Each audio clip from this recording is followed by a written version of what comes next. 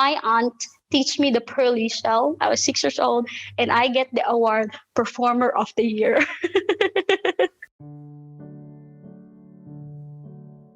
Hi everyone, I'm Joanah Montiano. I live in Qatar.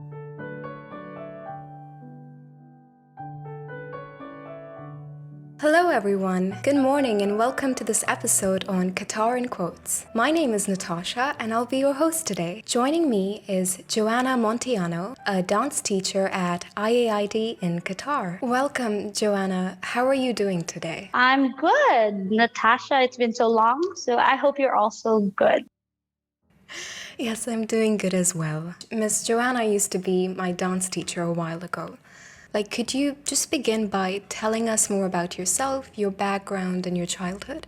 I actually grew up in the Philippines with my mom, which is a single mother. I have 3 brothers, and my mom worked in this performing arts school in the Philippines called RGRV, and she worked as a secretary. When I was 7 years old, my mom invited me to go with her. She just asked me to watch the kids, and the directress of that school talked to my mom and asked her, would you like your daughter to try out? So my mom asked me if I'd like to. I've been dancing since I was young because of my aunties. They're very good dancers and singers. Yeah. So they asked me to do it. And it's my first time doing ballet. So I told myself, I really need to do my best. I need to do my best. I want them to be impressed, something like that. And so the directors allowed me to be their scholar of that academy. I started dancing when I was 7 years old. They also give me an opportunity to learn the other dance form like hula, which is the Hawaiian dance, Tahitian dance, the Polynesian dance. I learn all of those. I also do jazz. They teach me that. Hip hop, tap dance, ballroom dancing. And because of those opportunity of learning all those dance in that academy, so I really grew up. I really grew up in the performing arts school with my mom. When I was 13 years old, one of my ballet teacher asked me if I would like to assist her in one of her class. Though very nervous, I told her I like to try. So she allowed me to try assisting her during the classes, because I literally grew up in the studio, so I know how things go. So yeah, until one day she just asked me if can I leave you now? Can I leave the class to you? I think I'm 15 years old when I had my first class. I just handle my first class by myself.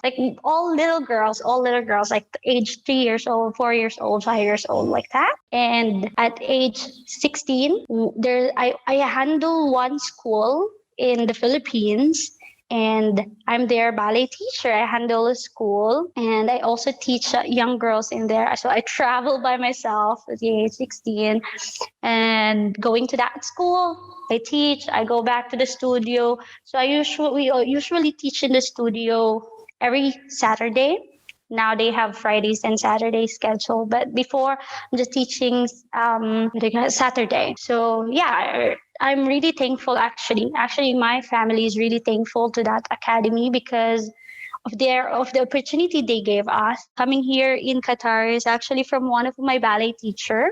She when they received the application to work here in Qatar, one of my ballet teacher actually asked me if I would like to give it a try.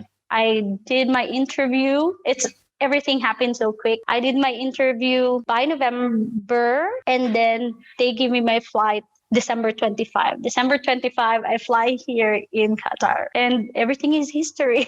Now I'm here in Qatar for 3 years. Wow, that's a really interesting story. So tell me, how old were you for your first performance? I was in kindergarten dancing Pearly Shell.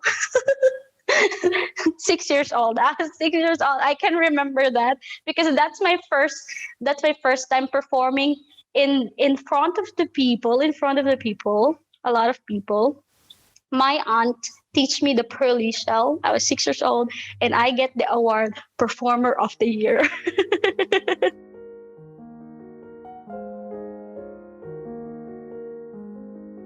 So tell me, like, when you started dancing, back then, did you have any idea of what you wanted to do in the future? Did you know that you want to pursue dance, or was it more for fun back then? When I was about to finish high school, I'm really not sure of what I want to do attending the university. My mom wants me to become a teacher. Relatives wants me to become a nurse. Like I really don't have any idea what I would like to do once I attend the university. My ballet teacher told me not to do a dance related course because based on their experience, you can get other courses because you've been dancing for your whole life. Just try something else, something like that. So when I actually attended the Polytechnic University of the Philippines. When they asked me to fill up that form to ask me what course do I want to do, of course they will consider your high school grades, your the things, right?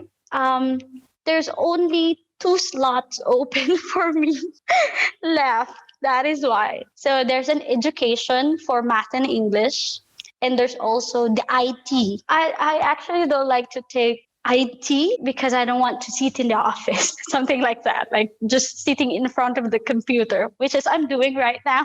but but I go to education. I get Bachelor of Secondary Education, major in English. I get that because I feel like I will be able to use it because I've been teaching ballet my whole life. So learning education I think it will be easy for me. So you've always had it in you. That's really nice. So after university, did you go into like teaching dance? Yeah, actually, as I told you, I was 15, 16 years old. I'm really teaching.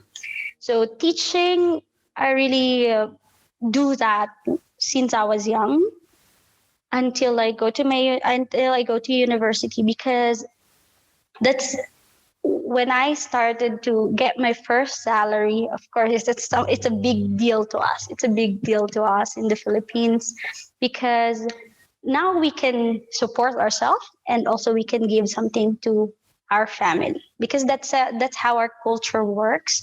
Our parents work hard for us, so we would like to give something back to them. How is life hard in the Philippines? It actually depends on everyone's situation. For us, I feel like it's hard because of what my situation is, as I told you a while ago. But we're still blessed to have people who support us. So that is something I'm grateful for. But when it regards to if you really aim to be successful in the Philippines, it's really difficult. In the Philippines, the reason why it's hard to like really move forward is because there's a lot of things happening. Unlike here in Qatar, Qatar is very beautiful. Government is very good, right? In the Philippines, it's the other way around. I only ask is like my mom's story is similar to yours in a few ways. And India is also a developing country, so like it was easy for me because like my parents were the ones who struggled and then they moved here. But like when I hear my parents' stories and their grandparents' stories, like I can imagine how hard it was. And the Philippines is also a developing country, so I was wondering if it's like similar. How has dance impacted your life and what does dance mean to you? When they ask me that, I will just really say that dance is my life. That is one thing that makes me for who I am now. Like all the trainings that I've been to give such lesson to me that I can really share with all my students. But as a teacher, I believe that everyone can dance. Some people will say they have both left feet and it won't be possible.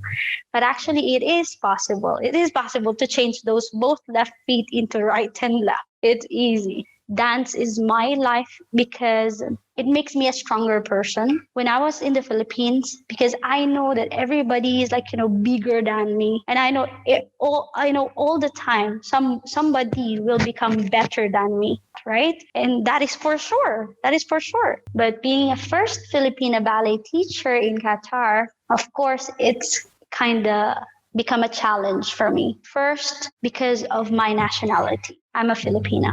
Most of the Filipinas working here, this is true, are nannies. Some have good positions though. I'm not saying all. And that's very cool. That's very cool. Those are all jobs and they're working hard for those jobs. I'm so proud of them. So yeah, I arrived here. I become a first Filipino ballet teacher. It's a challenge because parents of different nationalities will ask for my credentials. Is she really a ballet teacher? Because of course, that I told you, even in the Philippines, it's way competition. Here, when I arrived here, I just like really told myself, I'll do what I'm doing. I'll do what I'm doing, the same thing that I'm doing in the Philippines. Like I'll be myself. I'll face my student. I'll be honest with them. I'll teach them what I know because that's who I am.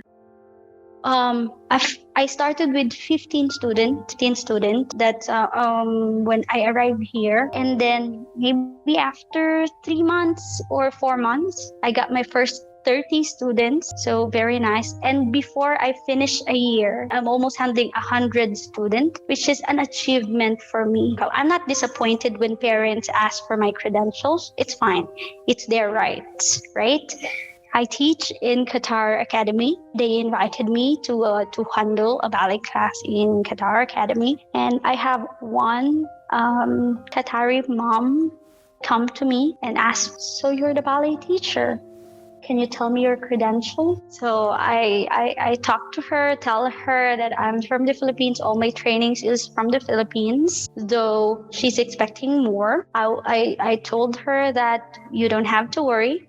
I'll teach her kid. I'll make sure that she will have fun during the class. And that's one thing that I really make sure with my students, because my students, like you are my customer in the studio, right? Like you are my clients, and I'll teach you what I know, and I'll really make sure that once you go out of the studio, you really had fun. Like you really had fun dancing with me, dancing with your classmates. Yeah, like it's a story that you can share with, if you're, especially with the small ones, because usually parents will be asking their little ones like, so what did you do today? What have you learned? So, how has COVID-19 affected your work?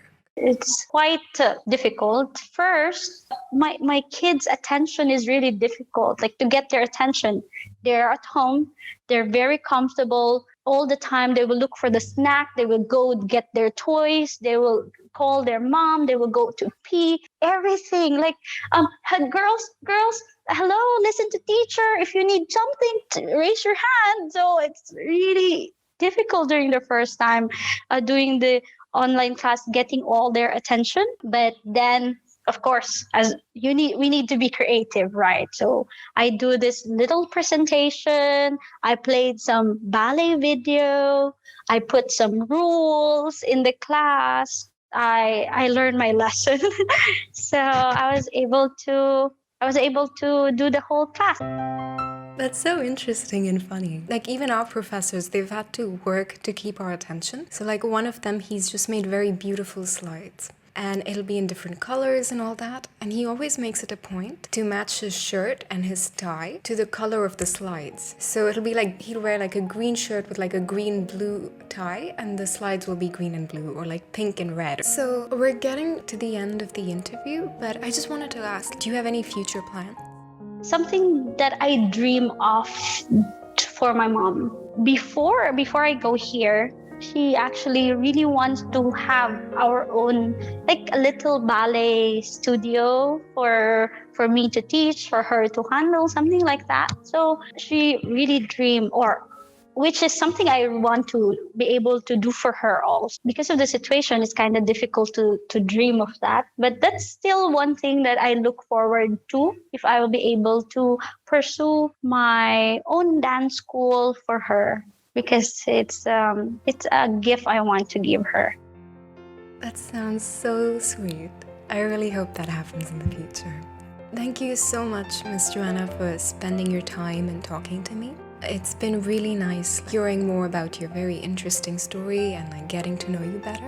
Thank you so much, Miss Joanah. Thank you so much for this opportunity, and thank you so much for believing that I'm someone can share something to this project.